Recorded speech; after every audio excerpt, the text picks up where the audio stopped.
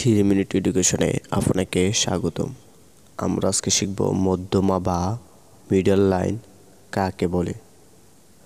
আপনি যদি আমাদের চ্যানেল নতুন দর্শক হয়ে থাকেন তাহলে চ্যানেলটি এখনই সাবস্ক্রাইব করে পাশে থাকা বেল আইকনে ক্লিক করে নিন, যাতে করে আমাদের পরবর্তী ভিডিও আপনি পেয়ে যান।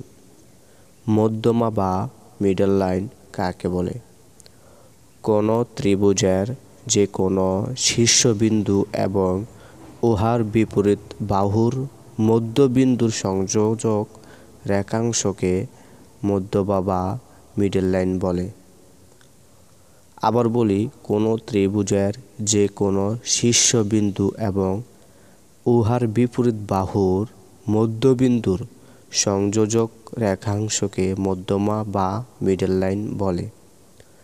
ত্রিভুজ সংক্রান্ত কিছু তথ্য, যেমন ত্রিভুজের 3 কোণের সমষ্টি 2 সমকোণ বা 180 ডিগ্রি।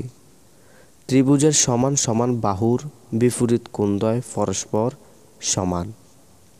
ত্রিভুজের সমান সমান কোণের বিপরীত বাহুদ্বয় পরস্পর সমান।